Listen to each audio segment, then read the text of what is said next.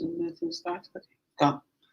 Hello, my name is Oren Barr, and I'm a physical therapist. I specialize in the treatment of chronic pain.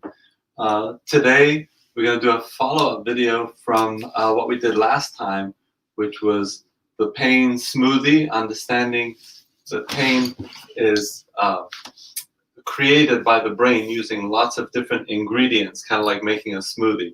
So again, just as by way of recap, the common myths about pain is that we have something sharp, like let's say a tack or a needle, and poking somewhere in the body, in the periphery, and then the myth is that it sends pain signals up nerves, up the spine, and registers somewhere in the brain as pain, as ouch. Okay, so that is not what actually happens. What happens is we have information only that comes up to the brain. The brain takes that information and processes it using a lot of other ingredients, and then creates the pain experience, sends it to your consciousness. Okay, so by way of a demonstration, I'm going to compare two people who are having their skin poked by a sharp object. Okay, and this is actually an example that happened with me when my daughter was 5 years old.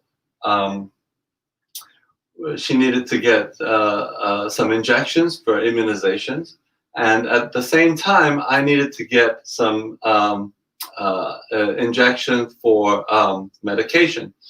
So in both cases, in her case and in my case, the skin was pierced by a sharp object, namely a needle. Okay, we both had very different pain experiences. In fact, I would say that my experience was, it felt like maybe a pulling on the skin, a discomfort. I wouldn't even categorize it as pain. But for her, getting those immunizations was agony. There was a lot of crying, a lot of screaming, and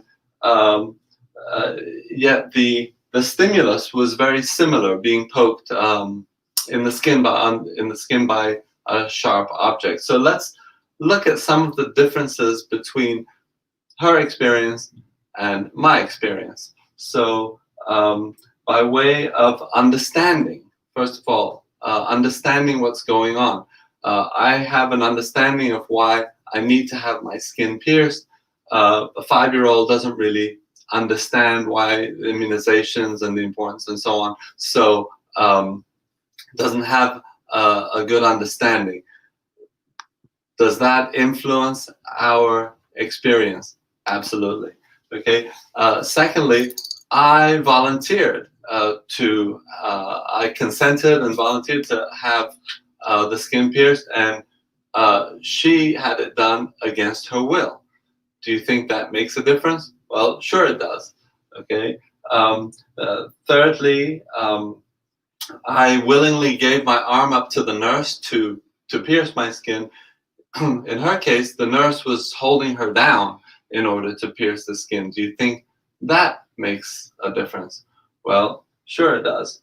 And also, I have a lot of experience, a lot of past experience that my brain can draw on in terms of having, shots and injections and IVs.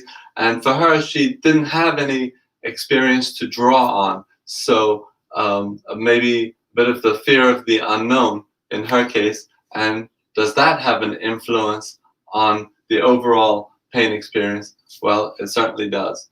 Okay. And also socially, I'm socially doing the responsible thing by going in and getting my injection. But for her, she is, well, as she was leaving the car with me to get the immunization, her mother stayed in the car and said, no, I can't go, you go ahead, I can't watch, I can't take it. So does that have an effect socially on what her experience ended up to be? Absolutely. So what we have is, in both cases,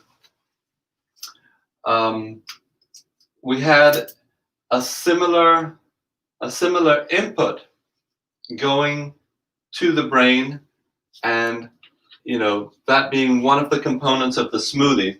But all these other components that go into our overall experience affected the way that her experience was one of a lot of pain and mine was not.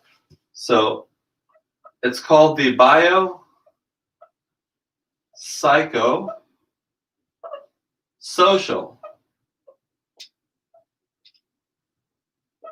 model of pain.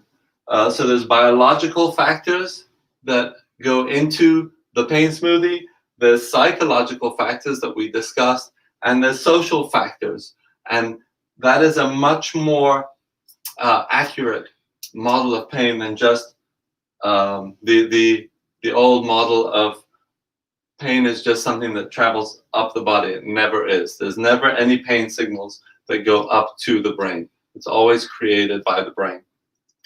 And each of us with our own background, experience, psychological makeup, and biological factors create our own individual smoothie.